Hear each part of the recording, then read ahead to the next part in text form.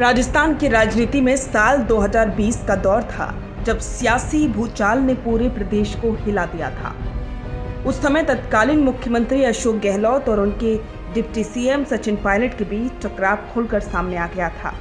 गहलोत खेमे ने पायलट पर गंभीर आरोप लगाते हुए कहा था कि उन्होंने सरकार गिराने की साजिश रची।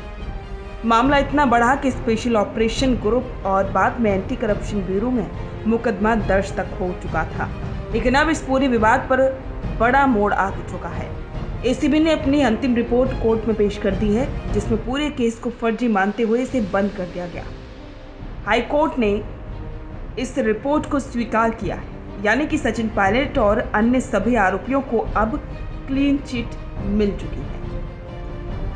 ये घटना 10 जुलाई 2020 से शुरू होती है। उसी दिन राजस्थान पुलिस की स्पेशल ऑपरेशन ग्रुप ने भरत मलानी और अशोक सिंह को गिरफ्तार किया था। आरोप था कि दोनों मिलकर विधायकों को लालच देकर गहलोत सरकार गिराने की कोशिश कर रही है। एसओजी ने उस वक्त टेलीफोन रिकॉर्डिंग के आधार पर मामला दर्ज किया था। इन रिकॉर्डिंग्स को साजिश का सबूत माना गया। जांच आगे बढ़ी तो नाम सचिन पायलट तक पहुंच गया।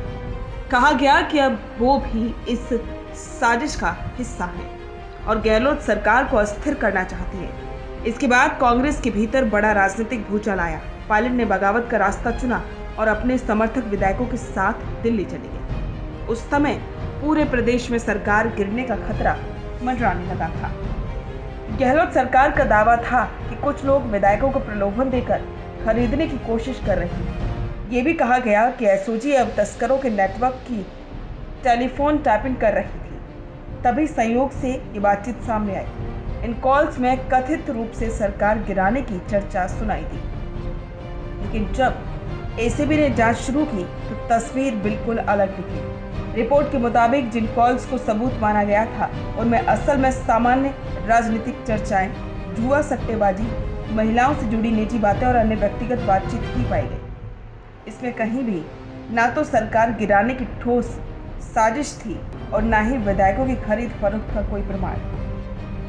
एसीबी की रिपोर्ट में साफ कहा गया कि आरोपियों के बैंक खातों की बारीकी से जांच की गई, लेकिन कहीं भी बड़ी रकम के लेन देन का सबूत नहीं मिला।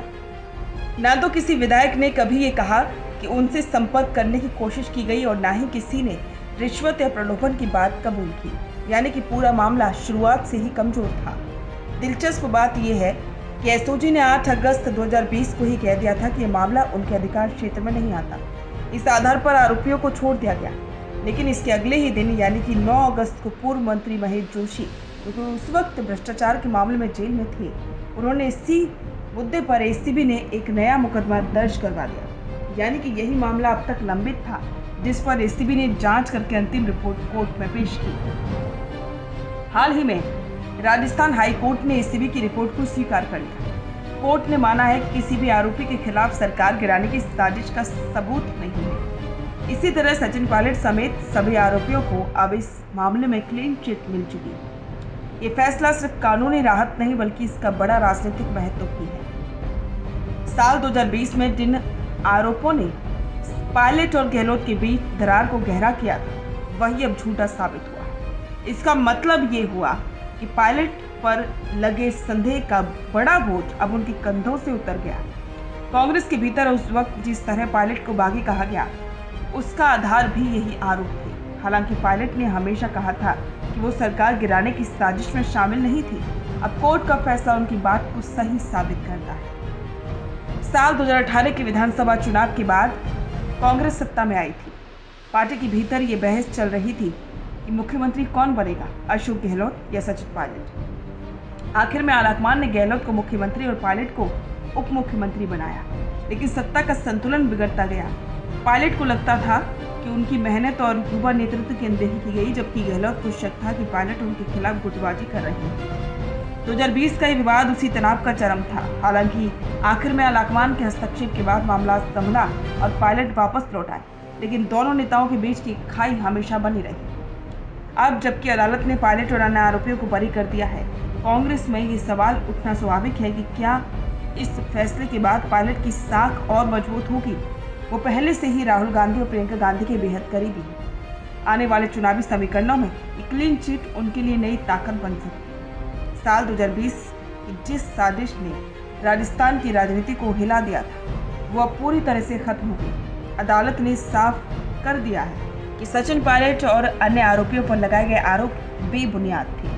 ये फैसला न सिर्फ पायलट के लिए राहत की खबर है बल्कि ये राजस्थान की राजनीति में उनके भविष्य की संभावनाओं को भी नया आयाम दे सकता है। तो दिखता नहीं है वो चलता नहीं है, लेकिन प्रॉब्लम तो यही है कि अपने बिजनेस को दिखाएं कैसे, पूरे इंडिया तक उसको पहुंचाएं कैसे। अगर आप भी ऐसा ही कुछ सोचते हैं तो समझिए आपकी समस्या दूर हो गई। जी हाँ, अब फैक्ट इंडिया न्यूज से आपके विज्ञापन, आपके पॉडकास्ट, आपके रियल एस्टेट प्रोजेक्ट्स, आपके बिजनेस को पूरे राजस्थान में पहुंचाने का एक बेहतरीन मौका आपको मिल रहा है, जहां पर आप 480 लाख प्लस सब्सक्राइबर्स और 10 करोड़ से ज्यादा टोटल न्यूज वाले चैनल में पहुंचा सकते हैं अपनी बात हमारे यानी फैक्ट इंडिया के साथ। अधिक जानकारी के लिए व्हाट्सएप करें।